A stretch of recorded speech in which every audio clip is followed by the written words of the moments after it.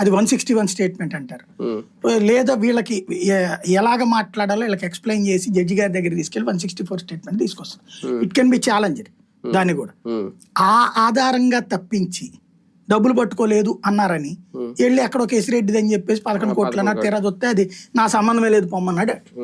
Final గా వీళ్ళు ఏం పట్టుకున్నారా అంటే, లేదా మేము పేపర్లో రాసాం, మా ఈనాడు జ్యోతిలో రాశారు కూడా బంగారం కొనేసుకున్నారంట, మా ఈనాడు జ్యోతిలో రాశాం కాబట్టి డబ్బులు ఎలక్షన్ ఖర్చు పెట్టేశారంట, మా ఈనాడు జ్యోతిలో రాశాం కాబట్టి 100 బోగస్ కంపెనీలు పెట్టేశారట. వాటిట్లో నీకు తెలీదా చదువు, ఈనాడు జ్యోతి చదువాయా నీకు తెలుసు, సాక్షి వాడిని నమ్మబాక అంటారు వీళ్ళు. అంటే దబాయించేసి నడుపుతుంటారు. అది ఈ కేసులో చెవిరెడ్డి గారి మీద ఏమన్నా బలంగా ఉన్నాయా సాక్ష్యాలు, అందుకే ఆయన బయట రాలేకపోతున్నారు? ఏం లేదు, చెవిరెడ్డిది ఏంటంటే వీళ్ళు చూపెట్టేది గతంలో ఇన్ని కేసులు ఉన్నాయి అని చూపెడతారు. ఆయన డ్రైవర్ ఆయన పిఏ అది కూడా ఏం పట్టుకోలేదు కదా, వాళ్ళు చెప్పారన్న పాయింట్ మీదనే అతను అరెస్ట్ చేశారు. కానీ ఎందుకని మోహిత్ రెడ్డిది ఇప్పటి వరకు అరెస్ట్ ఒప్పుకోవట్లేదు కోర్టు? ముందస్తు బెయిల్ కంటిన్యూ అవుతానే ఉంది కదా. రెండవది చెవిరెడ్డికి సంబంధించి ఏ ఆధారం చూపించారు వాళ్ళు? లేదు, అతను కూడా రేపు మాపో మళ్ళీ వదిలిపెట్టేస్తారు. ఏముండదు, ఇంకొక 2 నెలలు 3 నెలలు పోతే వీళ్ళందరూ బయటకు వచ్చేస్తారు. ఇంకెవరినన్నా అందులో పెడదామా ఏంటనేది చూస్తున్నారు వాళ్ళు. అంటే మళ్ళీ అవసరమైనప్పుడు వాడతారేమో, ఏదైనా టాపిక్ డైవర్షన్ వచ్చినప్పుడు ఒక్కసారి ఇంకేదన్నా చూస్తున్నారు, వేరే కేసు ఏదో ప్లాన్ చేస్తున్నారు అనుకుంటున్నాను. వైఎస్ఆర్సీపీ తీసుకుంటున్న నిర్ణయాలు పార్టీ పరంగా జగన్మోహన్ రెడ్డి గారు మొన్న పెట్టిన సమీక్ష సమయం, వాస్తవానికి మొన్న పెట్టిన మీటింగ్ కి గతానికి డిఫరెన్స్ ఏంటంటే సార్, అఫీషియల్ గా అయితే లోపల ఏం జరిగింది అనేది బయటికి రాలేదు. అంటే ఒక ప్రకటన అయితే చేయలేదు, అన్ని లీక్స్ లేదంటే పేరు నాని గారు ఏదో ఒక ఛానల్కి ఇచ్చిన ఇంటర్వ్యూలో తప్ప రాలేదు. అంటే ఏదైనా ఒక పకడ్బందీ వ్యూహంతో వెళ్తుందా, లేదు అంటే ఒక అసంతృప్తి, ఒక వార్నింగ్ లాంటిదే జరిగిందని అనుకోవాలా నాన్నగారి మాటలను బట్టి? ఇక్కడ బేసిక్ గా ఒక కాన్సెప్ట్ ఉంటుంది మనకి, పబ్లిక్ మెంటాలిటీ ఎట్లుంటుందో వీళ్ళ మెంటాలిటీ కూడా అట్లాగే ఉంటుంది. ఇప్పటికిప్పుడు రోడ్డు మీదకి వెళ్ళిపోయి ఏం సాధించాలి, ఫస్ట్ బేసిక్ సమస్య. ఇప్పటికిప్పుడు ఏమీ ఉండవు. అంటే ఇప్పుడు ఏదైనా చేసి భారీ ఇన్ఫ్లుయెన్స్ చేసినా పెద్దగా ప్రయోజనం ఏమి ఉండదు, పైసలు ఖర్చు తప్పించి.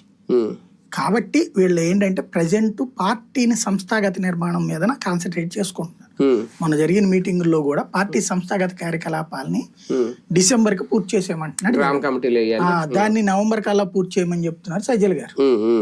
అట్లా తొందరగా పూర్తి చేసేసుకుని ప్రతి నియోజకవర్గానికి ఒక 8,000 మంది పిలిస్తే వచ్చేటట్టు.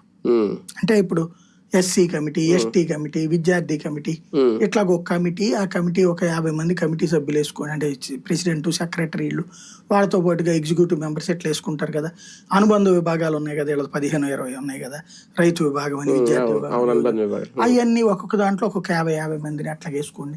ఇట్లా ప్రతి బూత్ కమిటీకి, ఆ తర్వాత మండల కమిటీ, జిల్లా కమిటీ, ఇట్లా ఒక నియోజకవర్గ కమిటీ వేసుకుంటే ఒక నియోజకవర్గానికి 8,000 మంది ఏదో పదవిలో ఉంటారు. ఆ 8,000 మంది ఉన్నప్పుడు 8,000 మందికి ఇలా కమ్యూనికేషన్ చేస్తుంది, నెంబర్ 1. రెండోది గబక్కన పోరాడితే 8,000 మంది అక్కర్లేదు, 500 మంది వచ్చినా నిండుగా కనబడుతుంది కదా. ఇది ముందు సంస్థాగత నిర్మాణం. తెలుగుదేశం ఏ సంస్థాగత నిర్మాణాన్ని అయితే చేసిందో, కాంగ్రెస్ పార్టీకి ఇంతవరకు ఉన్న సంస్థాగత నిర్మాణం ఇప్పుడు వీళ్ళు చేస్తున్నారు. ఆ పనిని ఎమ్మెల్యేలని తొందరగా చేయమని చెప్తున్నాడు ఆయన. ఈ జోనల్ ఇన్ఛార్జీలు వీళ్ళందరికి ఏరియాలు అప్పచెప్పారు.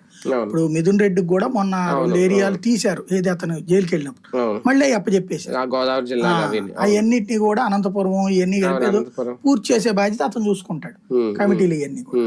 అది అతని ప్లానింగ్ తప్పించి ప్రజెంట్ ఇప్పుడు ఏదో బేభత్సం ఆర్భటాలు. నాకు తెలిసి ఏంటంటే ఇప్పటికి ఇంకొక ఏడాది దాకా ఇవన్నీ చూస్తారు, 2.5-3 ఏళ్ళు అయ్యాక అప్పుడు జనంలోకి పోతారు.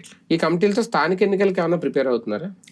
స్థానిక ఎన్నికలకి ఈ కమిటీలు వస్తే క్లియర్, కానీ స్థానిక ఎన్నికలు ఈ లోపే అయిపోతాయి. వీళ్ళు డిసెంబర్ కదా లెక్క, స్థానిక ఎన్నికలు వచ్చే నెలలోనే జరగాలి కదా, వచ్చే 2 నెలల్లోనే.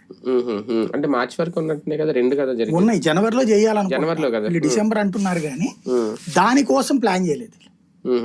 ఈ లోపు స్థానిక కమిటీలు ఒక రకంగా వీళ్ళకి అదనపు ఫెచ్చింగ్ అయింది.